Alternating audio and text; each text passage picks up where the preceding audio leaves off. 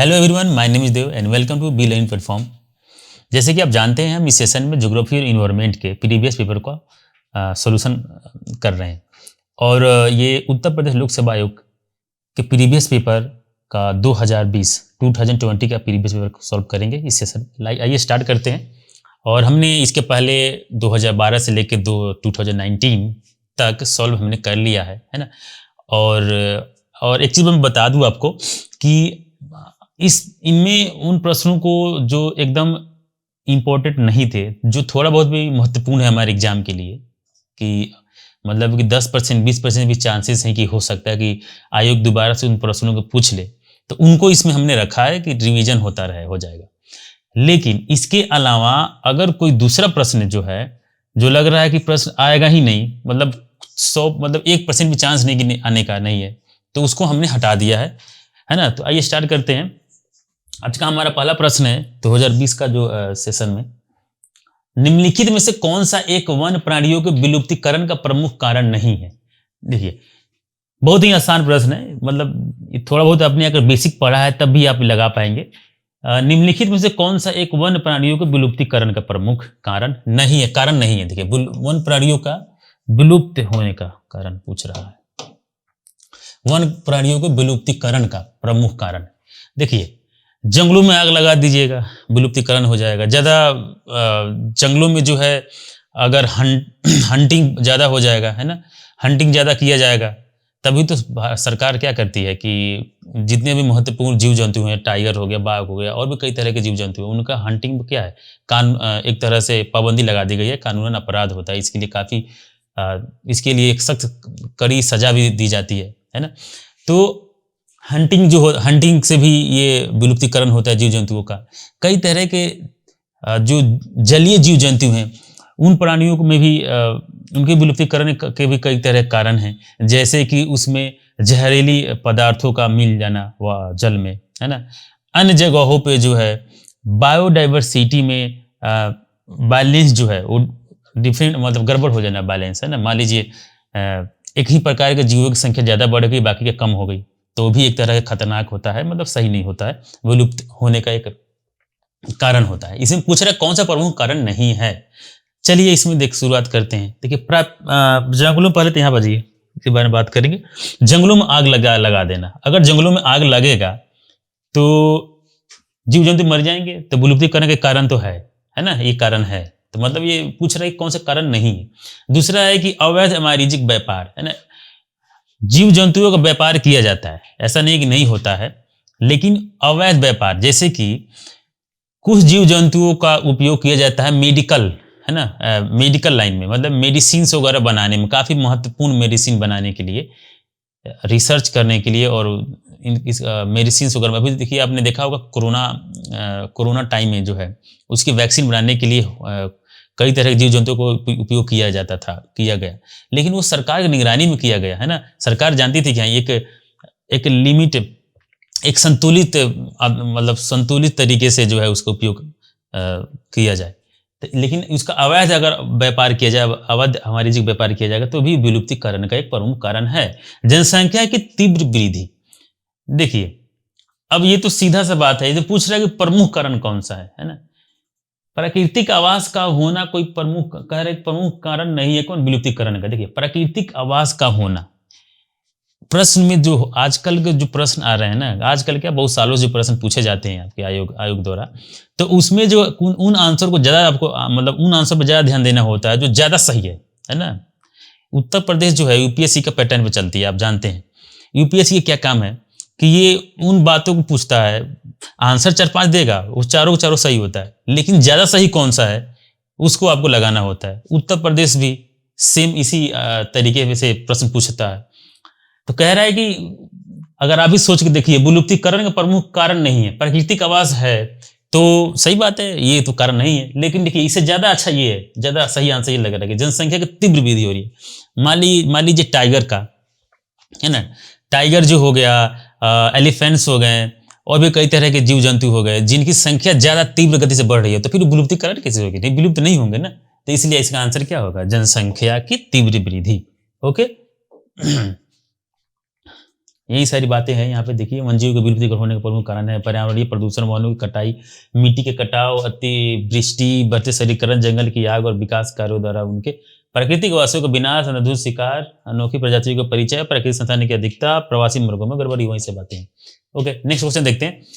निम्नलिखित जनजातियों में से कौन सा भारत के अंडमान और निकोबार द्वीप समूह की मूल निवासी नहीं है?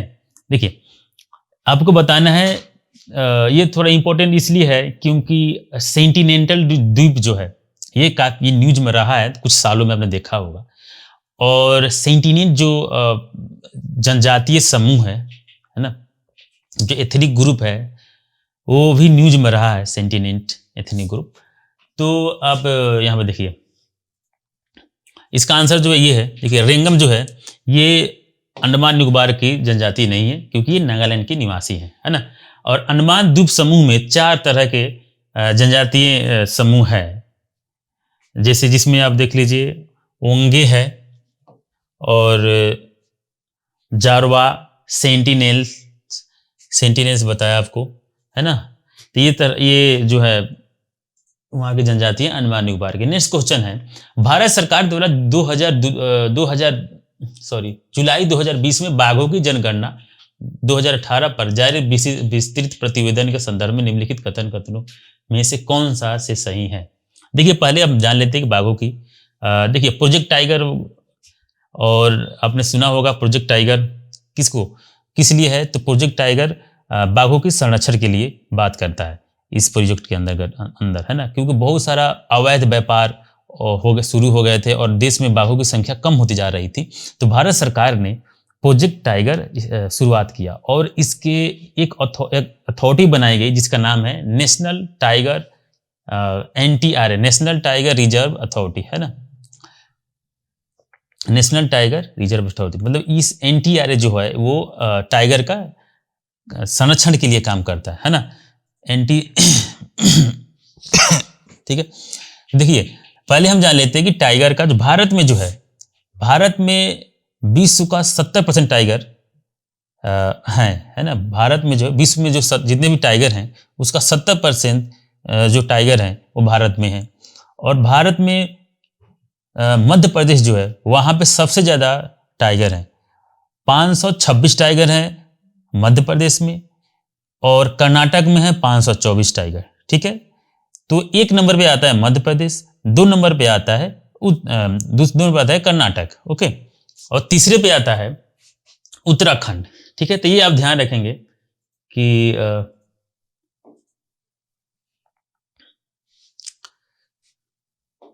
ठीक है, तो है ना, एक पे आता है मध्य प्रदेश, दूसरे पे आता है कर्नाटक और तीसरे पे आता है उत्तराखंड। तो बाघों की संख्या के अनुसार से कई बार प्रश्न पूछे जाते हैं कि किस राज्यों में सबसे ज्यादा और फिर उससे कम, मतलब कहा जाता है कि बाघों की संख्या के आधार पे राज्यों को अवरोही या आरोही क्रम में सजाएं।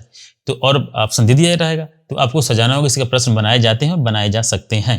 तो अब फिर दोबारा को बता देता हूँ कि भारत में विश्व का 70% बाघ भारत में है, ठीक है। और भारत के जो राज्य है मध्य प्रदेश में 526, कर्नाटक में 524 और तीसरे नंबर पे आता है उत्तराखंड, है ना। ज्यादा डेटा याद करने की आवश्यकता नहीं है, 2 डेटा याद रखिए। तो पहला है मध्य प्रदेश, दूसरा है कर्नाटक, तीसरा है उत्तराखंड बाघों की संख्या के आधार पे, ठीक है। देखते हैं हमारा प्रश्न क्या है। तो 2020 में कह रहा है कि बाघों की जनगणना 2018 पर जारी विस्तृत प्रतिवेदन के संदर्भ में निम्नलिखित कथनों कौन सा सही है? भारत में विश्व के कुल बाघों की आबादी का 70% है। देखिए, अभी तो वर्तमान में 70% से ज्यादा बाघों की संख्या है ना, विश्व की 75% हो गई है। ये 2020 के बारे में बोल रहे हैं। और भारत सरकार ने बढ़ चढ़ के टाइगर कंजर्वेशन के लिए काम किया है। तो 70% पहला ऑप्शन हमारा सही है। दूसरा कह रहे हैं कि भारत के लगभग 30% बाघ अभयारण्य के बाहर रहते हैं। हाँ, ये भी बात सही है। 30 क्या, ये 35% पे हो चुका है आज के डेट में। तो 35% या उससे अधिक जो है टाइगर वो रिजर्व से बाहर रहते हैं, ठीक है। तो हमारा आंसर हो जाएगा सी, 1 और 2 दोनों सही हैं। और देखिए, बाघ की जनगणना में बताया गया कि 2976 बाघ हैं जो वैश्विक बाघों की आबादी का 75%, इसलिए ये कहते हैं। बाघ जनगणना के परिणामों के अनुसार 2014 में 2226 से बाघों की कुल संख्या 2967 हो गई। लगभग 35% आबादी अभी भी बाघों के रिजर्व से बाहर है। मध्य प्रदेश में बाघों की सबसे अधिक संख्या, ठीक है, 526, 524, 442 है ना, तो इसको ध्यान रखेंगे। नेक्स्ट क्वेश्चन है, निम्नलिखित में से कौन सा एक नदी हिमालय पार ट्रांस हिमालय नदी है?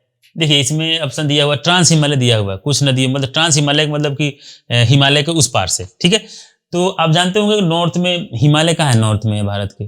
तो जितनी भी नदियां हैं, गंगा हो गया, ब्रह्मपुत्र हो गया, या गंगा या इंडस जो नदियां हो गई, इंडस की जो ट्रिब्यूटरी है, ये सब कहाँ से आती हैं? ये सब हिमालयी नदियां हैं। तो हिमालय, कुछ नदियां हिमालय के उस पार से हैं, कुछ जैसे कि ब्रह्मपुत्र है वो हिमालय के उस पार से आती हैं।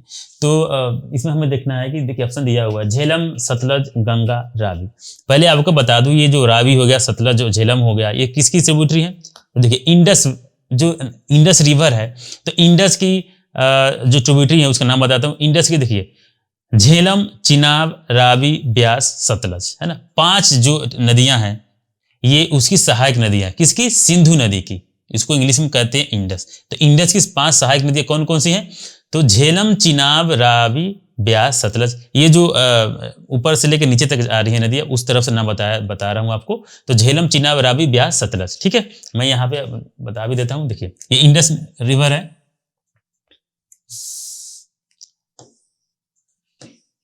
इसमें आके मिलती है, देखिए ये कश्मीर का क्षेत्र है और ऐसे जाके जाती है। यहाँ पे है झेलम, चिनाब, रावी, ब्यास, सतलज, ऐसे करके, है ना। झेलम, चिनाब, रावी, ब्यास, सतलज। झेलम, चिनाब, ब्यास, रावी, सतलज, झेलम, चिनाब, रावी, ब्यास, सतलज, झेलम, चिनाब, रावी, ब्यास, सतलज, ठीक है। तो ये सिंधु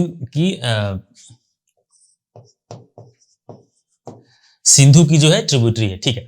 तो इसमें कह रहा है कि कौन सा जो है ट्रांस हिमालय नदियां हैं। तो पहले देख लीजिए, गंगा ट्रांस हिमालय नहीं है, इसमें जो है सतलज जो है ट्रांस हिमालय नदी है, ट्रांस हिमालय नदी है, ठीक है।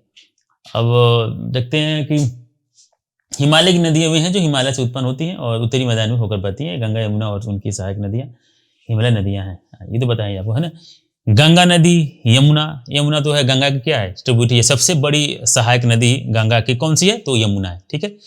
तो जब नदियां वगैरह पढ़ेंगे तो अभी इसको अच्छे से पढ़ा जाएगा कि गंगा के बारे में देखा जाएगा, ठीक है। और इसमें शायद एक और प्रश्न है भी यमुना से संबंधित, उस बारे में बताएंगे जब प्रश्न आएगा। तो नेक्स्ट क्वेश्चन है, निम्नलिखित में से कौन सा सही सुमेलित नहीं है? आपको देखिए जनजाति दिया हुआ स्थिति, हर एक साल आपने देखा होगा कि हर एक साल जनजाति समूह से प्रश्न पूछे जाते हैं। तो देखिए उस समय करंट में था तो पूछा गया है, आप देख लीजिए।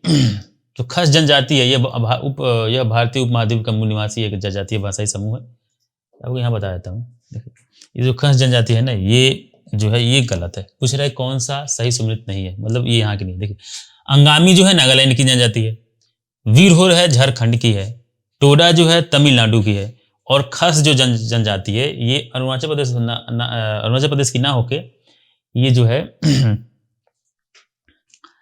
उत्तराखंड और हिमाचल प्रदेश, जम्मू कश्मीर आदि इन क्षेत्रों में ये जनजाति पाई जाती है। नेक्स्ट देखते हैं, नेक्स्ट क्वेश्चन है हमारा, झील है और उसकी जगह है। आपको बताना है कि कौन सा झील। देखिए काफी ये तो मतलब क्या पूछ रहा है, नीचे दिए गए कूट में से सही उत्तर चुनिए। अच्छा आपको मिलान करना है। लोकटक तो काफी न्यूज में रहता है, आप जानते हो। लोकटक झील कहाँ पे है बताइए, है ना। तो लोकटक झील यहाँ पे आप देखिए, लोकटक झील मणिपुर, आप जानते होंगे, है ना।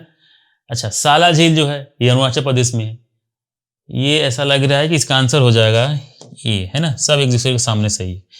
कलिवेली झील जो है तमिलनाडु है, साला झील जो अरुणाचल प्रदेश है, और बड़खल झील जो है हरियाणा में है। साला लेक जो अरुणाचल प्रदेश है, बड़खल झील लेक है जो हरियाणा है, लोकटक लेक मणिपुर, कलिवेली लेक तमिलनाडु, ठीक है।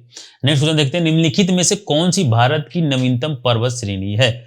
देखिए नवीनतम पर्वत श्रेणी बार बार पूछा जाता है, तो इसको हमेशा आपको तो प्रश्न लगा लगा कर याद हो गया होगा। हो सकता फिर दोबारा पूछ ले, क्योंकि ये हमेशा पूछते रहते हैं ये प्रश्न कि न्यूनतम कौन सी पर्वत श्रेणी है। तो आप बताइए इसमें से कौन सा न्यूनतम पर्वत श्रेणी है।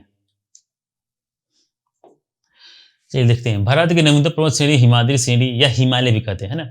और इस श्रेणी का निर्माण, इसको ध्यान रखेंगे, टर्शियरी काल जो होता है, टर्शियरी युग की निर्माणकारी हलचल के समय हुआ था। 33 साल।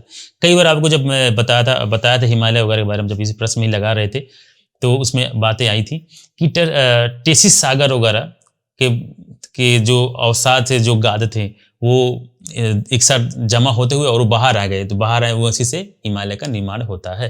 तो इसमें देखिए यह एक नवीनतम मूर्धार वलित पर्वत है, जबकि तरसीरी, देखिए मूर्धार पर्वत आप जानते होंगे कि जैसे कि यहाँ पे देख लीजिए, ये मान लीजिए कोई प्लेन है ना, और इसमें किस तरह का फोर्स आ गया तो ये प्लेन ऐसे हो गया ना, ऐसे करके, तो ये मूर्धार हो गया, तो इसी को मूर्धार कहते हैं। तो जबकि तरसीरी युग के पूर्व अर्थात कैलिडोनियन एवं हर्सिनियन निर्माणकारी हलचलों के कारण भारत में अरावली तथा विंध्याचल श्रेणियों का निर्माण हुआ था। नेक्स्ट क्वेश्चन देखा जाए, एक तरफ झील दिया हुआ है और दूसरी तरफ उसकी जगह, ठीक है। इंद्रावती, मोल्लम झील है, कलेसर है, बेतवा, आपको मिलान करना है कौन किसके। इंद्रावती राष्ट्रीय उद्यान जो है ये छत्तीसगढ़ के, ये क्या दिया हुआ है,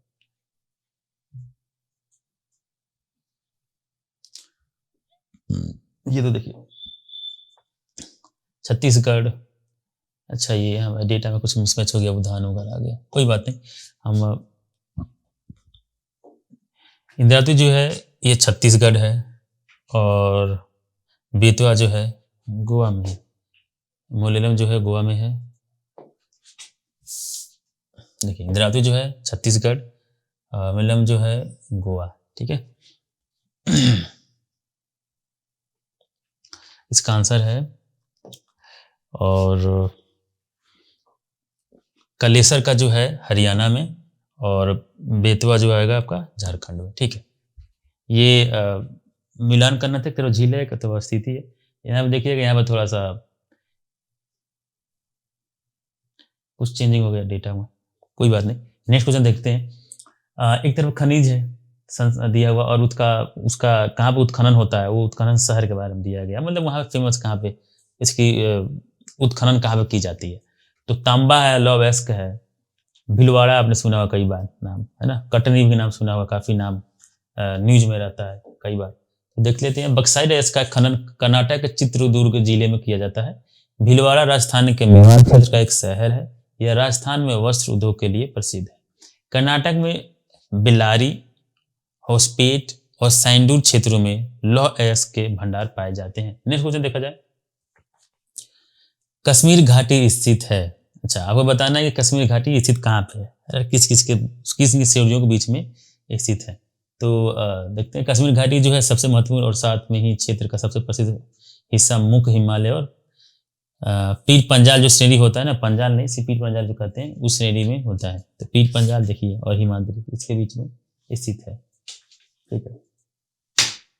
नेक्स्ट क्वेश्चन इज, यमुना नदी की निम्नलिखित सहायक नदियों पर विचार कीजिए और उन्हें पश्चिम से पूर्व की ओर क्रम से व्यवस्थित कीजिए। अच्छा देखिए यमुना नदी जो है, आप जानते होंगे कि यमुना नदी जो है गंगा की सबसे बड़ी सहायक नदी है। तो इसमें गंगा कहाँ से आता है, देखिए गंगा जो है सतुपस जो ग्लेशियर वहाँ से निकलती है, और यमुना और गंगोत्री, सतुपस जो रेंज है ग्लेशियर उसमें भी वहाँ उसी के नज़दीक जो है गंगोत्री वहाँ से निकलती है। भागीरथी, गंगा बनती कैसे, शुरू में उसको गंगा नहीं कहते हैं। एक तरफ से आती है नदी अलकनंदा और एक होती है भागीरथी। तो भागीरथी और अलकनंदा जहाँ पे मिलती है एक प्रयाग का निर्माण होता है जिसको कहा जाता है देव प्रयाग। तो भागीरथी और अलकनंदा नदी आती है, न कि गंगा। तो देव प्रयाग जहाँ पे ये दोनों नदियाँ एक साथ प्रयाग बनाती है, मिलती है, उसको कहते हैं देव प्रयाग। और इस प्रयाग के बाद से जो नदी मिल के बहती है उसको कहते हैं गंगा नदी, ठीक है। इसी गंगा नदी में आके यमुना नदी जो है, जो यमुनोत्री ग्लेशियर से निकलती है, जो बंदरपुछ के पास है, बंदेरपुछ कहें या बंदरपुछ कहें, वहां से यमुना नदी निकलती है और आके प्रयागराज में गंगा नदी में मिल जाती है, ठीक है। प्रयागराज कहाँ पे मिलती है, तो प्रयागराज जो क्षेत्र है, जो शहर है, इलाहाबाद पहले कहते थे, अब यूपी का एक शहर है प्रयागराज, वहाँ पे जाके गंगा नदी में मिलती है। तो ये जो है यमुना नदी जो है गंगा नदी की सबसे बड़ी ट्रिब्यूटरी है। अच्छा, इसमें जो है यमुना नदी की जो ट्रिब्यूटरी है, जो सहायक नदियां हैं, उसके बारे में प्रश्न पूछा जा रहा है। तो इसकी कौन कौन सहायक नदियां हैं, तो आप देख लीजिए पहले कि सबसे पहले होता है चंबल, है ना, चंबल, सिंध, बेतवा, केन, है ना, केन और टून। तो जो यमुना नदी है, यमुना नदी की जो सहायक नदियां हैं कौन कौन सी हैं, तो सबसे पहले आता है चंबल, बेतवा, पहले आता है सिंध, पहले आता है चंबल नदी, चंबल, सिंध, बेतवा, केन, है ना। तो फिर दोबारा बता देता हूँ, चंबल जो यमुना नदी है, ये गंगा नदी की सबसे बड़ी सहायक नदी है। और यमुना नदी की जो सहायक नदियां हैं या ट्रिब्यूटरी हैं, वो हैं चंबल, सिंध, बेतवा, केन और टून्स, है ना, सोन और टून। टून जो है गंगा की सहायक नदी है, और जो सोन है, जो टून है यमुना की सहायक नदी है, और सोन जो है वो गंगा की सहायक नदी है। ओके, नेक्स्ट कुछ इसमें देखते हैं कि इस हिसाब से बताता हूँ आपको, यहाँ पर बना देता हूँ मैं। ये आपकी हो गई, ये गंगा नदी है, और इसमें आके प्रयागराज, ये है प्रयागराज।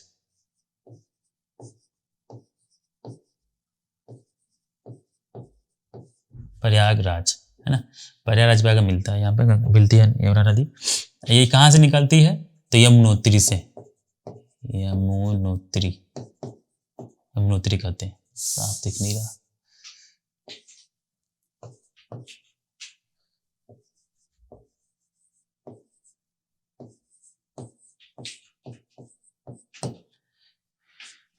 अच्छा, इस नदी में इसकी जो सहायक नदियां हैं, यहाँ पे देखिए, इसको कहती है चंबल, दूसरी सहायक नदी है ये है सिंध, तीसरी सहायक नदी है ये है बेतवा, और चौथी है केन, या कून भी कहते हैं या केन कहते हैं, है ना। तो जैसे कि आप देख पा रहे हैं कि यमुनोत्री से यमुना नदी निकलती है, और उसी सहायक नदी कौन कौन सी हैं, तो पहला है चंबल, दूसरा है सिंध, तीसरा है बेतवा, तो चौथा है केन। तो पहला कौन सा है, पहला है चंबल, दूसरा है सिंध। यमुना की ट्रिब्यूटरी कौन कौन सी है, तो पहला है चंबल, दूसरा है सिंध, तीसरा है बेतवा, चौथा है केन। ठीक है, तो इसको आप ध्यान रखेंगे। तो इस हिसाब से इसे सजा लीजिए, प्रश्न का आंसर आ जाएगा। चंबल पहला चाहिए, चंबल 4 नंबर, फिर सिंध कहाँ पे है, सिंध है 3 पे, तो 4 3, और बेतवा है 1, तो 4 3 1 और 2, ये आंसर हो जाएगा ये। ओके, नेक्स्ट क्वेश्चन देखते हैं। अच्छा, इसके बारे में चीजें मैप में देख लीजिए एक बार, आप देखिए, ये है चंबल, ये हमारी ये नदी जो है यमुना, यहाँ से आकर मिल रही है, तो ये है चंबल, सिंध। हाँ, और चंबल में जो है, चंबल एक काली सिंध और बनस जो नदी है, बनस और काली सिंध। चंबल बनती है कैसे, बनस और काली सिंध जब मिलती है तो बनती है चंबल, और चंबल जाकर मिलती है किसमें, यमुना में। ठीक है, तो देखिए यहाँ पे चंबल है, सिंध है, बेतवा है, ढासना, और ये केन है। ठीक, इसमें नेक्स्ट क्वेश्चन देखते हैं, निम्नलिखित में से कौन सा एक सही सम्मिलित नहीं है। अच्छा, देश है और खनिज उत्पादक क्षेत्र है लौह का। ठीक है, कजाकिस्तान है, यूक्रेन है, जर्मनी है, फ्रांस है। काफी ये भी इंपॉर्टेंट हो गया है, यूक्रेन वगैरह जो है। कजाकिस्तान जो है आप जानते होंगे कि मिडिल एशिया कंट्री जो है, कजा का एक देश है कजाकिस्तान। काफ़ी इम्पोर्टेंट ये है आज के टाइम के लिए, किसी भी एग्जाम के लिए। जो मध्य एशिया देश हैं, जो है ना, कितने देश हैं, तो 5 देश हैं, है ना। तो इन 5 देश जो है, कजाकिस्तान, उज्बेकिस्तान, किर्गिस्तान, है ना, और तजाकिस्तान, तुर्कमेनिस्तान, ये जो 5 देश हैं, ये जो है मिडिल ईस्ट एशिया देश है। तो इनको आपको ध्यान रखना है। सेंट्रल कहते हैं ना, मिडिल नहीं कहते हैं, मतलब सेंट्रल एशिया कहते हैं, सेंट्रल एशिया कंट्री है, तो इसको ध्यान रखेंगे। बाकी प्रश्न में आते हैं हम। तो देखते हैं कि जो है नॉर्मैंडी उत्तरी फ्रांस का एक क्षेत्र है और जर्मनी में नहीं। नॉर्मैंडी जो क्षेत्र है, नॉर्मैंडी जो है ये गलत कह रहा है, कौन सा सही सम्मिलित नहीं, ये सम्मिलित सही सम्मिलित नहीं है, तो यही आंसर हो गया। ठीक है, नेक्स्ट क्वेश्चन देखते हैं। विश्व के निम्नलिखित प्रदेशों में से किसमें खट्टे रसीले फलों का उत्पादन बहुत विकसित है? अच्छा, जब आप किसी क्षेत्र के बारे में पढ़ेंगे ज्योग्राफी में कि उष्णकटिबंधीय क्षेत्र है ना, शीतोष्णकटिबंधीय क्षेत्र, मध्य आपका विषुवत-रेखीय क्षेत्र है ना, इक्वेटोरियल क्षेत्र जो होता है, और भूमध्य रेखीय क्षेत्र वही इक्वेटोरियल क्षेत्र कहते हैं। भूमध्य सागरीय क्षेत्र जो भूमध्य सागर के आसपास के जो क्षेत्र होते हैं उसके बीच के जो क्षेत्र, उसके जो एडिटोरियल उसके लैटिट्यूड पे जो क्षेत्र आते हैं, तो इन क्षेत्रों को बारे में हम लोग क्या जीव जंतु के बारे में पढ़ते हैं, वेजिटेशन के बारे में देखते हैं, उनका वेजिटेशन कैसा है, जीव जंतु कैसे हैं, मानव वगैरह के रहने के क्या तरीके हैं, वहाँ कल्चर कैसा है ना। तो इन सब ये सारी चीज़ों को आप जब देखें ह्यूमन ज्योग्राफी पढ़ेंगे तो उसमें देखेंगे। इसके अलावा बाकी और जब आप चीज़ों को देखेंगे पढ़ेंगे तो आपको जानेंगे। तो इसमें ये काफ़ी महत्वपूर्ण है कि फल कैसे होते हैं, किन क्षेत्र में खट्टे फल का उत्पादन बहुत विकसित होता है, किन क्षेत्रों में पूछा जा रहा है प्रश्न में। तो आपको देखना है, या मानसूनी प्रदेश दिया हुआ, उष्णकटिबंधीय उच्च भूमि प्रदेश दिया हुआ, भूमध्य सागरीय प्रदेश दिया हुआ, भूमध्य रेखीय प्रदेश दिया हुआ। देखिए भूमध्य रेखीय प्रदेश कह रहा है तो इसमें कंफ्यूजन ना होइएगा। भूमध्य रेखीय प्रदेश कहा जा रहा है तो ये मतलब इक्वेटर के आसपास क्षेत्र, और भूमध्य सागरीय प्रदेश कहा जा रहा है। देखिए भूमध्य सागरीय प्रदेश जो है, इन क्षेत्रों में जो है खट्टे रसीले फलों का उत्पादन अधिक होता है ना। देखिए महाद्वीपों का अधिकांश पूर्व और उत्तरी पूर्व सीमाएं शीतोष्ण सादा पहाड़ और पर्णपाती वृक्षों से ढकी हुई हैं। महाद्वीपों का पश्चिम और दक्षिण पश्चिम सीमाएं अलग अलग हैं। वहाँ भूमध्य सागरीय वनस्पति है, यह ज्यादातर यूरोप, अफ्रीका और एशिया में भूमध्य सागर के आसपास क्षेत्रों में पाया जाता है, इसलिए इसका नाम भूमध्य सागरीय क्षेत्र है। यह क्षेत्र गर्म शुष्क ग्रीष्मकाल और हल्की बारिश वाले सर्दियों के लिए चिन्हित है। खट्टे फल जैसे कि संतरे, अंजीर, जैतून और अंगूर की खेती आमतौर पर यहाँ की जाती है। ठीक है, नेक्स्ट क्वेश्चन देखते हैं। नेक्स्ट क्वेश्चन है, उष्णकटिबंधीय चक्रवात दिया हुआ है और देश दिया हुआ है। चक्रवात तो आप देख ही रहे हैं कि मतलब हर 1-2 साल में, हर साल ही देखिए किसी न किसी पेपर में, या हर साल उत्तर प्रदेश लोक सेवा आयोग या बिहार लोक सेवा आयोग, इन तरह के एग्जामों में, या किसी भी राज्यों का स्टेट पीसीएस में मध्य प्रदेश चले जाइए या गुजरात में जाइए, इन राज्यों के पेपर जो हो रहे हैं लोग पीसीएस वगैरह लेवल के, उसमें चक्रवात से प्रश्न पूछे ही जा रहे हैं। क्योंकि जो चक्रवात न्यूज में रहता है, जैसे कि हरिकेन अभी न्यूज में रहा था। देखिए हरिकेन तो हर बार हमेशा न्यूज में रहता है, इस बार भी आ रहा है, तो पूछा गया, 2020 में भी पूछा गया, उसके पहले ही पूछा गया हरिकेन, क्योंकि हरिकेन नाम ही है। विली विलीज है ना, विली विली है जापान का चक्रवात है। टाइफून है, जो चीन में टाइफून कहा जाता है। तो जब चीन की चक्रवात, तो चक्रवात जो है, चक्रवात या साइक्लोन जो है, ये भारत में कहा जाता है कि ये चक्रवात है या साइक्लोन कहते हैं। मुख्यतः जो है साइक्लोन टू टाइप्स के होते हैं। पहला होता है ट्रॉपिकल साइक्लोन और दूसरा होता है टेम्परेट साइक्लोन, है ना। एक होता है उष्णकटिबंधीय साइक्लोन, एक होता है शीतोष्णकटिबंधीय साइक्लोन, है ना, आपने पढ़ा होगा। और इन चक्रवात या इन साइक्लोन को अलग अलग देशों में अलग अलग नाम दिया गया है। जैसे कि यूएसए वगैरह उन क्षेत्रों में, या उसके अगल बगल देशों में, या यूएसए में हरिकेन कहा जाता है। जो चक्रवात आता है वहाँ पे, जो साइक्लोन आता है, उसको क्या कहते हैं, हरिकेन।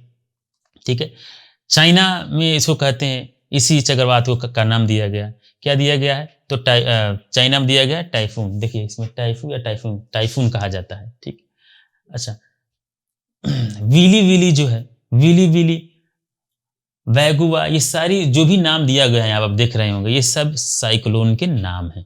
तो आपको जो भी नामियर, ये कुछ तो बहुत मतलब फेमस नाम है साइक्लोन के, तो इसका जो नाम है आप याद रखेंगे किस देश का है। जैसे कि यहाँ पे हरिकेन लगा लीजिए, संयुक्त राज्य अमेरिका में। ठीक है, टाइफून जो है वो चीन पे लगाइए।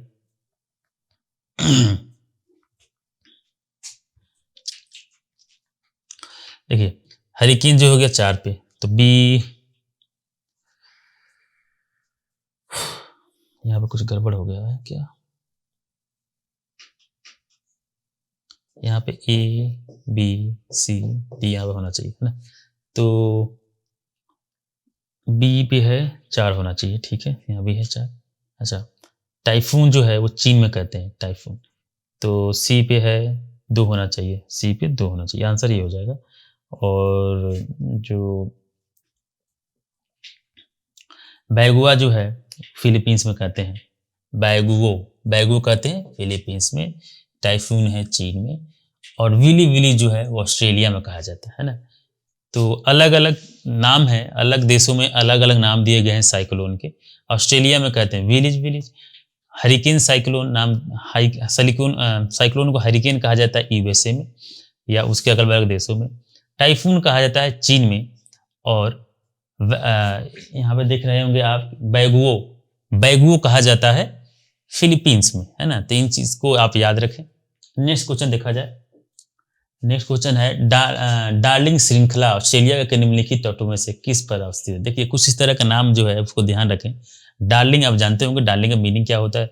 डार्लिंग उनको कहा जाता है जो काफी किसी को बहुत करीबी होता है या प्रेमी होता है ना। अपने प्रेमिकाओं को लोग कहते हैं, या प्रेमी या प्रेमिका को कहते हैं डार्लिंग, या बहुत जिसको ज्यादा प्रेम लोग करते हैं उसको भी डार्लिंग कहा जाता है। अपने बच्चों को भी लोग डार्लिंग कहते हैं। आजकल तो अलग ही इसका मीनिंग स्प्रेड हो गया है, मतलब अलग अलग कई तरह के मीनिंग हो गए डार्लिंग के। बाकी हम आते हैं प्रश्न पे, डार्लिंग श्रृंखला किसको कहा जाता है। देखिए ये एक मतलब माउंटेन है, एक रेंज है, एक क्षेत्र है। तो जिसने नाम दिया होगा ना डार्लिंग श्रृंखला, मुझे लगता है उसको बहुत पसंद होगा ये क्षेत्र, तभी उसको डार्लिंग श्रृंखला नाम दिया है। तो देखते हैं ये इसका क्या है कि ये डार्लिंग श्रृंखला ऑस्ट्रेलिया के निम्नलिखित तटों में से किस पर अवस्थित है। ये डार्लिंग श्रृंखला किस क्षेत्र पर अवस्थित है ऑस्ट्रेलिया में। देखिए ये आई थिंक ये दक्षिण पश्चिम तट पे है। डार्लिंग रेंज जो है पश्चिमी ऑस्ट्रेलिया में स्थित एक पठार ये नदी से ब्रिज टाउन तक 200 मीटर के लिए प्रति दक्षिण पश्चिम तट के समानांतर स्थित है। दक्षिण तट के समानांतर। यहाँ पे देखिए आपको दिखेगा डार्लिंग रेंज यहाँ पे, है ना। ये ऑस्ट्रेलिया है और ये दक्षिण पश्चिम क्षेत्र है ना। समझ गए ना, ये दक्षिण है, ये है वेस्ट, ये है साउथ, ये है नॉर्थ, ये है ईस्ट। तो ये कौन क्षेत्र हो गया, दक्षिण पश्चिम हो गया ना। तो हमारा आंसर हो गया दक्षिण पश्चिम। नेक्स्ट क्वेश्चन इज, निम्नलिखित घटनाओं को उनके प्रारंभ के कालानुक्रम में वर्णित कीजिए। अच्छा, प्रोजेक्ट टाइगर, प्रोजेक्ट हाथी, वन्यजीव संरक्षण अधिनियम, जैव विविधता अधिनियम। ये पर्यावरण के प्रश्न है।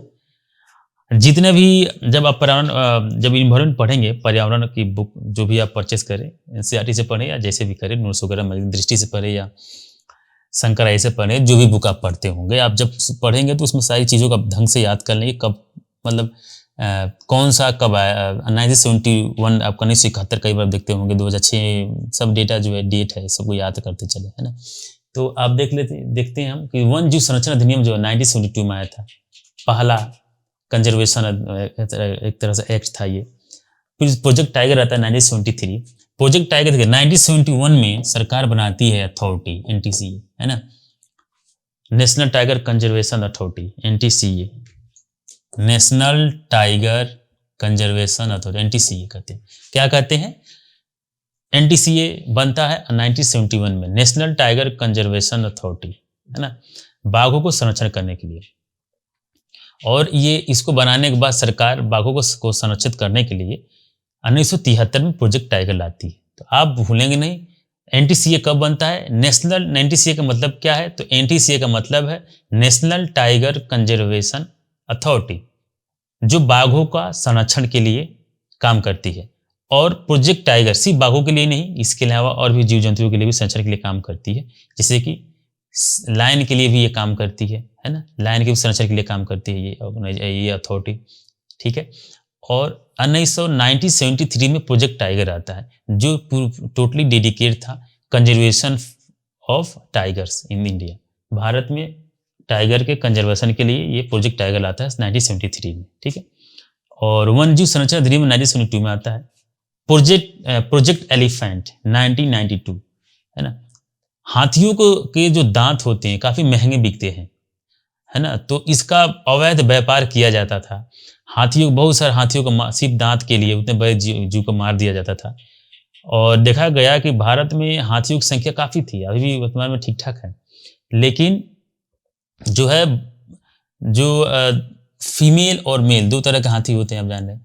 तो उसमें जो मेल है, मेल हाथी के का ही जो है बड़े दांत होते हैं, तो उसको मतलब कि उस दांत को का अवैध व्यापार करने के लिए बहुत अधिक स्तर पे उनकी हत्या कर दी गई, जीवों को मार दिया गया, मतलब हाथियों को मार दिया गया, और जो मेल हाथी था उसको मार दिया गया। तो उसकी संख्या देखा गया, भारत सरकार ने देखा कि उसकी संख्या काफ़ी गिर गई। तो 1992 में जो है सरकार ने प्रोजेक्ट एलिफेंट, है ना, गज आपने सुना होगा, है ना, प्रोजेक्ट गज सुना होगा, तो प्रोजेक्ट एलिफेंट लाती है सरकार 1992 में कि एलिफेंट का संरक्षण किया जाए देश के अंदर। उसके बाद आता है जैविक विविधता अधिनियम 2002। तो ऐसे आप सजा लेंगे, 1972 में वन जीव संरक्षण अधिनियम आता है, वन जीव संरक्षण अधिनियम 1972 में आता है, 1972 में आता है वन जीव संरक्षण अधिनियम 1992। उसके बाद आपका आता है प्रोजेक्ट टाइगर 1973 में आता है, प्रोजेक्ट एलिफेंट आता है 1992 में आता है, और लास्ट में है जैविक विविधता अधिनियम 2002 में आता है। ओके, नेक्स्ट देखते हैं। नेक्स्ट क्वेश्चन, निम्नलिखित में से कौन सी महासागर धारा हिंद महासागर से संबंधित है? आपको पहले ही बताया था, जो भी ओशियन करेंट है यानी उसके बारे में आपको जानना है कि कौन सी जो धाराएं हैं महासागर की, वो कौन सी गर्म जल धारा है, कौन सी ठंडी जल धारा है। तो इसमें एक आपको कॉन्सेप्ट है, इसको आप ध्यान देंगे कि जो भी धाराएं समुद्र की, जो भी धाराएं विषुवत रेखा से ध्रुव की तरफ बहती हो, इक्वेटर से पोलर की तरफ बह रही हो, तो उसको वो गर्म जलधाराएं होती है मुख्यतः, ठीक है। और जो धाराएं पोलर से, है ना, ध्रुवीय क्षेत्रों से इक्वेटर की तरफ आप बह रही हो, तो वो होती हैं मुख्यतः ठंडी जलधाराएं होती हैं। तो आप इसको देखते हैं, इसमें आप कुछ महत्वपूर्ण जो जलधाराएं हैं उनको आप याद रखेंगे। फ्लोरिडा धारा है, कैनरी धारा है, अगुलहासा दल धारा है, अक्कुराइल धारा है। तो ये काफ़ी नामी है। इसमें कुछ देखिए, इसमें देख लीजिए कि हिंद महासागर की धाराओं में निम्नलिखित शामिल कौन कौन से है। देखिए, अगुलहासा धारा दक्षिण हिंद महासागर की पश्चिमी सीमा धारा है, ठीक है। उसके अलावा हिंद महासागर की धाराओं में निम्नलिखित शामिल है। हिंद महासागर देखिए, ये मुख्य जो है धाराएं ओशियन करेंट्स हैं, समुद्र की जलधारा है। तो उत्तर पूर्व मानसून बहाव कहते हैं एक है, दक्षिण पश्चिम मानसून बहाव, उत्तर इक्वेटोरियल धारा, ये गर्म जलधारा है, ये गर्म जलधारा है, उत्तर इक्वेटोरियल जलधारा, दक्षिण इक्वेटोरियल धारा, सोमाली धारा, मोजाम्बिक धारा, मेडागास्कर, अगुलहासा और पश्चिम ऑस्ट्रेलिया धारा, है ना। तो एक बार यहाँ पे बताता हूँ आपको, जो अगुलहासा धारा जो है ये दक्षिण हिंद महासागर की पश्चिमी सीमा धारा है ना। और इसमें पूछ रहे हैं कौन सी महासागर धारा हिंद महासागर से संबंधित है। तो अगुलहासा जो है ये जो है यही हिंद महासागर से संबंधित है, बाकी अलग अलग समुद्रों के जलधाराएं हैं। नेक्स्ट क्वेश्चन देखते हैं, एक पारिस्थितिकीय तंत्र के विभिन्न घटकों से होकर पोषक तत्वों का गुजरना क्या कहलाता है ना। ये इन्वायरमेंट का प्रश्न है। एक पारिस्थितिकीय तंत्र के विभिन्न घटकों से होकर पोषक तत्वों का गुजरना इसको क्या कहा जाता है ना। तो इसको आप देखिए, जैव भू रासायनिक चक्र है, जैव भूगर्भिक चक्र है, पारिस्थितिकीय अनुक्रम है, जैवीय चक्र नहीं है, जैव भू रासायनिक चक्र कहा जाता है। जैव भू रासायनिक चक्र जो है एक पारिस्थितिकीय तंत्र के विभिन्न घटकों के माध्यम से पोषक तत्वों के आंदोलन को जैव रासायनिक चक्र कहा जाता है। इसे पोषक साइकिल भी कहा जाता है, ठीक है। नेक्स्ट क्वेश्चन देखते हैं, भारत में मिट्टी बचाओ आंदोलन कहाँ से प्रारंभ हुआ था। मिट्टी बचाओ आंदोलन, है ना। चले जाइए सीधे कहाँ, तो मिट्टी बचाओ आंदोलन एक्चुअली वहां पे हुआ क्या था कि एक क्या बोलते हैं, बताता हूँ आपको। एक बांध था, तवा बांध, है ना, मध्य प्रदेश में, या होश बांध, होशंगाबाद मध्य प्रदेश में। मिट्टी बचाओ आंदोलन शुरुआत हुआ मध्य प्रदेश में। ये वहाँ की वहाँ पे एक तवा बांध था। वो बांध के कारण क्या होगा, पानी लगने लगा उन क्षेत्रों में, और बहुत सारे जब जो जल लगेगा, जल भराव की स्थिति आएगी किसी भी क्षेत्रों में, तो कई तरह की समस्याएं पैदा होंगी, है ना। तो इस कारण लोगों ने वहाँ पे आंदोलन शुरू किया, उसी को कहा जाता था मिट्टी बचाओ आंदोलन। मतलब मिट्टी वगैरह पूरा, अब पानी वाटर लगेगा तो मिट्टी भी तो, देखिए मिट्टी बचाओ आंदोलन की शुरुआत वर्ष 1977 में हुई थी। यह आंदोलन मध्य प्रदेश में तवा बांध के कारण जल भराव और लवणता के खिलाफ था। अभियान ने प्रभावित भूमि के मुआवजे की मांग के लिए स्थानीय किसानों को जुटाया था। वही था। ठीक है, नेक्स्ट क्वेश्चन है, ग्रीन हाउस प्रभाव के बिना पृथ्वी की सतह का औसत तापमान क्या होगा? ग्रीन हाउस, ग्लोबल वार्मिंग, है ना। तो आप जानते होंगे कि ग्लोबल वार्मिंग का मतलब पहले आपको जानना चाहिए ग्लोबल वार्मिंग होता क्या है। तो ग्लोबल वार्मिंग क्या है कि global warming gas, global warming के जो ग्लोबल वार्मिंग के लिए जो जिम्मेदार गैसें हैं, वो कुछ गैस आपको जैसे कार्बन डाइऑक्साइड, मीथेन, जलवाष्प, ये सब जो गैसें हैं, क्लोरोफ्लोरोकार्बन, तो ये सब जो गैस हैं ये जिम्मेदार गैस हैं, कारक हैं ग्लोबल वार्मिंग कारण। ग्लोबल वार्मिंग मतलब है कि पूरे विश्व में जो है टेम्परेचर बढ़ जाए, मतलब बढ़ रहा है, अभी भी बढ़ ही रहा है। तो आपने कई बार देखा होगा कि पूरा विश्व जो है ग्लोबल वार्मिंग से लड़ रही है ना। कई तरह के नेचुरल वेजिटेशन वगैरह को बढ़ाया जा रहा है, पेड़ पौधों को लगाया जा रहा है सब देश में लगाने के लिए। यहाँ तक कि भारत सरकार भी कई तरह से पेड़ पौधों की संख्या बढ़ाने की कोशिश कर रही है और पूरे विश्व में किया जा रहा है। तो ग्लोबल वार्मिंग जो है किसी भी क्षेत्र में किसी कारणवश, गैसों के कारणवश टेम्परेचर बढ़ रहा हो तो उसको ग्लोबल वार्मिंग कहा जाता है। मतलब पूरे विश्व में ऐसा हो रहा तो ग्लोबल वार्मिंग कहेंगे। ग्लोबल वार्मिंग में जो है इसमें ग्रीन हाउस गैस होते हैं, जो गैस, जैसे ग्रीन हाउस गैसों के कारण ही जो ग्लोबल वार्मिंग होता है। ग्रीन हाउस गैस क्या होता है? तो कार्बन डाइऑक्साइड, मीथेन और जलवाष्प, क्लोरोफ्लोरोकार्बन, नाइट्रस ऑक्साइड, देखिए है ना, नाइट्रस ऑक्साइड, ये सारी गैस जो है ये ये जो है ग्रीन हाउस गैसें हैं। तो ग्रीन हाउस गैस के कारण जो है टेम्परेचर बढ़ता है। अब करते क्या है, जैसे कार्बन डाइऑक्साइड है, इसे कार्बन डाइऑक्साइड के जो मोलिक्यूल है ये अपने अंदर जो है टेम्परेचर को मतलब टेम्परेचर को ये सोख लेते हैं, गर्मी को। और कार्बन डाइऑक्साइड तो हमारे अगल बगल ही है, तो अब जब अपने अंदर ये टेम्परेचर को सोख लेते हैं तो उसको, इसके कारण ही ये, अब जब गैस ही गर्म है तो हमें गर्मी महसूस होती है ना। सिंपल सी बात है। इस तरह से सारे गैस हमारे वातावरण में है, हमारे एटमॉस्फेयर में जो है सारे ये गैस वगैरह अवेलेबल है, और ये सारे गैस जो हैं अपने साथ टेम्परेचर को ऑब्जर्व कर लेते हैं, और ऑब्जर्व करते हैं तो हमें इन वातावरण में, हमारे एटमॉस्फेयर में गर्मी महसूस होती है। ये हमारे टेम्परेचर को बढ़ा देते हैं। अब मान के चलिए अगर सूर्य की किरण जो है, मुख्यतः तो लाइट वहीं से मिलता है हमें, है ना, गर्माहट और सूर्य की किरण से ही मिलता है, सूर्य के प्रकाश से मिलता है ना।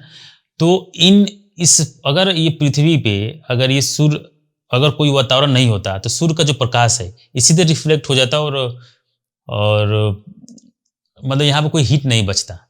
अगर देखा जाए तो अगर कोई वातावरण, कोई भी वातावरण अवेलेबल नहीं होता, कोई एटमॉस्फेयर, हमारे अर्थ के ऊपर अगर कोई एटमॉस्फेयर नहीं होता, ये हमारा अर्थ है और इसके ऊपर कोई एटमॉस्फेयर नहीं होता, तो होता क्या है कि कोई भी हीट नहीं, यहाँ पे टेम्परेचर बहुत कम होता है ना, माइनस में होता, मतलब -डिग्री सेल्सियस में होता। तो इसलिए ये ऐसा नहीं है कि ग्लोबल वार्मिंग, जो ग्रीन हाउस गैसें हैं, ये ग्रीन हाउस गैसें सिर्फ नकारात्मक होती हैं। हाँ, लेकिन नकारात्मक उस समय होता है जब ये अब अत्यधिक मात्रा में बढ़ चुका है। अब ये गैस हैं, ये टेम्परेचर को क्या करती है, ऑब्जर्व कर लेती हैं और हमें गर्मी महसूस कराती हैं। लेकिन अब क्या है कि बहुत ज़्यादा मात्रा में कार्बन डाइऑक्साइड गैस हो गया, ठीक है। क्लोरोफ्लोरोकार्बन, एसी वगैरह इतना चलाया जा रहा है, जनसंख्या बढ़ रही है विश्व में। आप जान रहे हैं कि ग्लोबल पॉपुलेशन इंडेक्स जारी हुआ है अभी हाल ही में, जिसके आधार पे 2030 तक पूरे विश्व की जो जनसंख्या है लगभग 8 बिलियन हो जाएगी जनसंख्या, है ना। तो ये काफ़ी, अभी 7.5 बिलियन पॉपुलेशन है अभी लोगों की, और अभी 8 हो जाएगा। तो जनसंख्या बढ़ रहा है तो प्रदूषण भी बढ़ ही रहा है देश के, पूरे विश्व के अंदर। तो एसी से जो है क्लोरोफ्लोरोकार्बन निकलता है।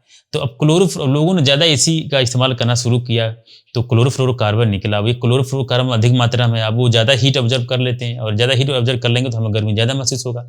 अब ज़्यादा गर्मी महसूस होगा तो कई तरह के जीव जंतु समाप्त हो रहे हैं। पेड़ पौधे जो कम टेम्परेचर में रहते हैं, जो जीव जंतु, पक्षियाँ, छोटे छोटे किट्स हैं जो कम टेम्परेचर में एग्जिस्ट कर सकते हैं, वो तो इन क्षेत्रों में समाप्त हो रहे हैं, है ना। और इसके अलावा देखिए, ग्लोबल वार्मिंग के कारण जो वाटर आइस के रूप में जमा है हमारे हिमालय क्षेत्रों में, हमारे पोलर क्षेत्रों में, है ना, इन क्षेत्रों में जो ध्रुवीय क्षेत्रों में जो आइस के रूप में जमा है, बर्फ के रूप में जमा है जो वाटर, वो अधिक ज़्यादा से ज़्यादा मात्रा में पिघल रहा है, गल रहा है। तो इससे क्या होगा, नदियों का जो लेवल है, पानी से बढ़ेगा, लेवल बढ़ेगा। तो ये तो सब आप कहेंगे ये तो अच्छी बात है, लेकिन ये अच्छी बात नहीं है।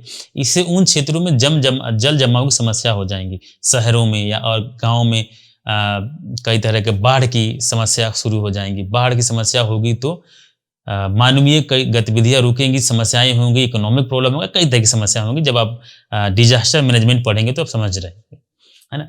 तो ये जो ग्रीन हाउस गैसें हैं, ये क्या करती हैं कि सूर्य से जो है, सन यहाँ से जो लाइट आ रहा है, यहाँ से जो लाइट आता है, इसमें से हीट को ये मान लीजिए CO2 है, इसको क्या करता है, ये ऑब्जर्व कर लेता है और ये हीट को यहीं रखता है, तो हमें गर्मी महसूस होता है। लेकिन इसकी मात्रा ज़्यादा बढ़ रही है, तो इसके बारे में पढ़ा जाएगा। बाकी काफ़ी इम्पोर्टेंट मतलब महत्वपूर्ण एक टॉपिक है global warming, green house gases वगैरह, इसके बारे में इसलिए आपको थोड़ा ज़्यादा बता दिया हूँ। बाकी सेशन में उसको और बेहतरीन तरीके से पढ़ा जाएगा, जब हम लोग जब आप लेक्चर देखेंगे उसमें और अच्छे बेहतरीन तरीके से बताया गया और बताया जाएगा। देखते हैं, प्रश्न में आते हैं कि ग्रीन हाउस प्रभाव के बिना पृथ्वी की सतह का औसत तापमान क्या होगा। मान लीजिए कह रहे हैं कि कार्बन डाइऑक्साइड अगर ना, ये प्रभाव ना पड़े तो क्या होगा, तो जाहिर सी बात है भाई, टेम्परेचर कम हो जाएगा। तो इसमें चले जाइए, देखिए इसका हो जाएगा -18 डिग्री सेल्सियस, है ना। देखिए, स्वाभाविक रूप से ग्रीन हाउस गैसों के बिना पृथ्वी का औसत तापमान 59 डिग्री फ़ारेनहाइट 15 डिग्री सेल्सियस के बजाय 0 डिग्री फ़ारेनहाइट या -18 डिग्री सेल्सियस के पास होगा। ग्रीन हाउस गैसें जो अपनाने वाले सौर विकिरण को पृथ्वी की सतह को गर्म करने देती हैं, फिर भी ऊष्मा विकिरण के भाग को अंतरिक्ष में जाने से रोकती है। इस प्रकार सतह की कुछ ऊष्मा ऊर्जा को फंसा देती हैं। जल वाष्प एक प्रमुख प्राकृतिक ग्रीन हाउस गैस है। अन्य गैसें कार्बन डाइऑक्साइड। देखिए, जो ग्रीन हाउस गैसें हैं, आपको बताया, आपको कार्बन डाइऑक्साइड गैस, CO2 और जल वाष्प वेपर, मीथेन और क्लोरोफ्लोरोकार्बन, और उसके अलावा जो है नाइट्रस ऑक्साइड। तो ये 5 चीज़ों को आप याद रखें कि जो कौन कौन से हैं, तो आपको गिनाता हूँ। ग्रीन हाउस गैसेस कौन से हैं, तो ग्रीन हाउस गैस हैं, ग्रीन हाउस उन गैसों को ग्रीन हाउस गैस कहते हैं जो हमारे वातावरण में टेम्परेचर बढ़ाती हैं या बढ़ाने के कारण है। तो और ये कौन कौन से गैस हैं, तो पहला है कार्बन डाइऑक्साइड, दूसरा है मीथेन, तीसरा है नाइट्रस ऑक्साइड, चौथा है जल वाष्प मतलब वेपर, और पांचवा है क्लोरोफ्लोरोकार्बन। ठीक है, चलिए नेक्स्ट क्वेश्चन देखते हैं। नेक्स्ट क्वेश्चन है, मलेशिया में किंटा घाटी प्रसिद्ध है। किस चीज के लिए किंटा घाटी प्रसिद्ध है, तो देख लीजिए, पेरक में किंटा घाटी मलेशिया में स्थित है। यह ऐतिहासिक रूप से दुनिया में सबसे अधिक टीन उत्पादन के लिए महत्वपूर्ण है। ठीक है, नेक्स्ट क्वेश्चन देखा जाए, भूमध्य रेखा निम्नलिखित में से किस देश से होकर नहीं गुजरती है। देखिए, भूमध्य जो हमारा विषुवत रेखा है या भूमध्य रेखा कहते हैं, किन किन देशों से होकर गुजरती है, इसको आप ध्यान रख लिए, हमें याद रखना है।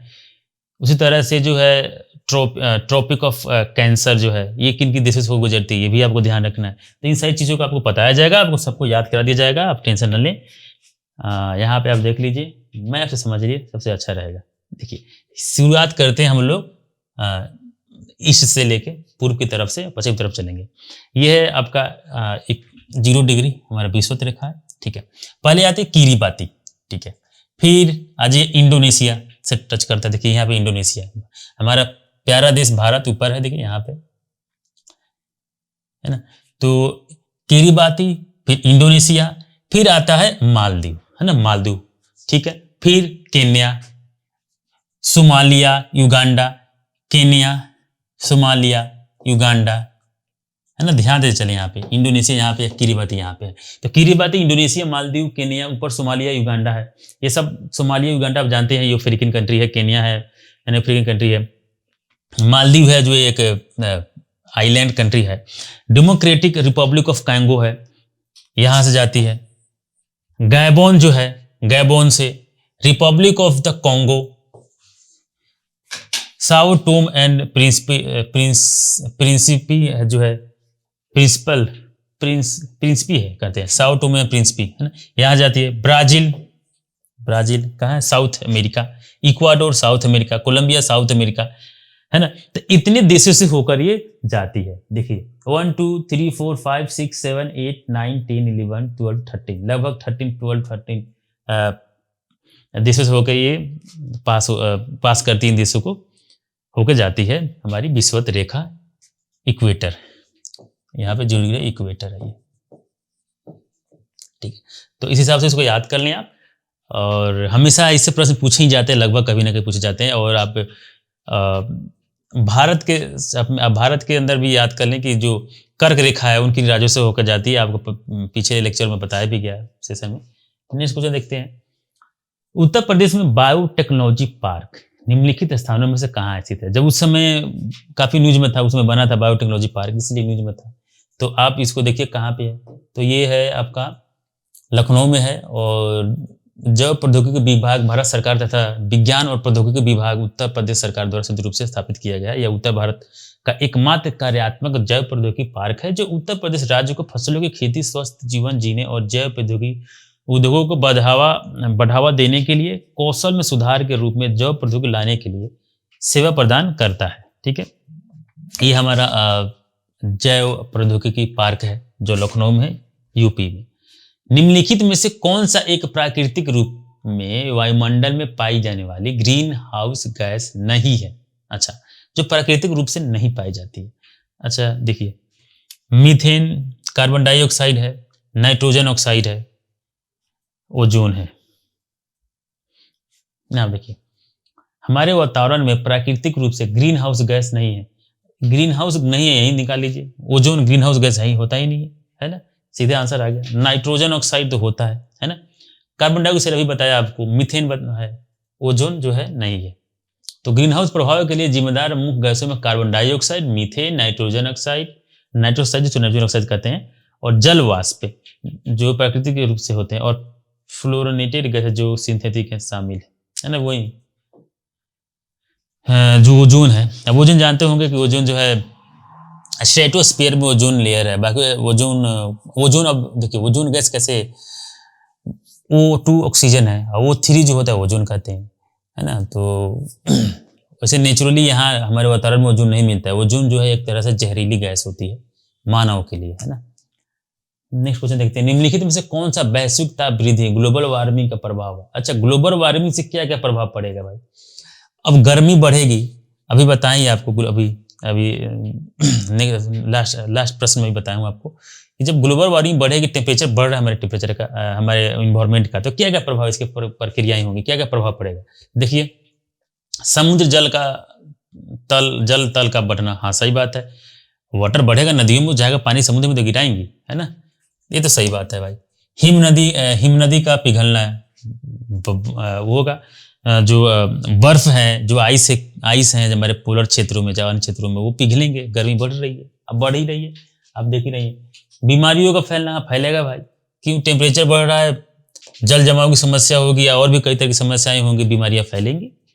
प्रवाल भित्ति का विरंजन होना, प्रवाल भित्ति काफी इंपॉर्टेंट चैप्टर टॉपिक है। जब आप इन्वायरमेंट पढ़ेंगे, स्पेशली इन्वायरमेंट में मिलेगा आपको कि जो प्रवाल भित्ति है उसमें एक्चुअली होता क्या है कि प्रवाल जो होते हैं अलग भित्ति है ना। तो ये प्रवाल अलग हो जाते हैं, भित्ति अलग होते हैं, विरंजन हो जाते हैं, और ऊपर का जो लेयर होता है मतलब समाप्त हो जाते हैं। तो इसके बारे में जब प्रवाल भित्ति जब इन्वायरमेंट पढ़ेंगे तो उसमें आपको बताया भी जाएगा और आपने पढ़ा भी होगा। तो प्रवाल भित्ति का विरंजन होता है, तो इसमें जो है सभी ऑप्शन सही है ना। तो इसका आंसर डी हो जाएगा। नेक्स्ट क्वेश्चन देखते हैं। वैश्विक ताप वृद्धि ग्लोबल वार्मिंग प्रभाव, चाहिए वही बताया गया, ठीक है। नेक्स्ट क्वेश्चन देखते हैं। Thank you. देखिए इसमें इतना ही प्रश्न थे 2020 वाले में। इसमें ज्योग्राफी के प्रश्न और इन्वायरमेंट के प्रश्न को देखा गया है। उम्मीद करता हूँ कि आपको समझ में आया होगा, और मिलते हैं नेक्स्ट सेशन में 2021 के लिए नए प्रश्नों के साथ, मतलब ज्योग्राफी और इन्वायरमेंट के प्रश्नों के साथ मिलते हैं ना। तो आज के लिए इतना ही। Thank you.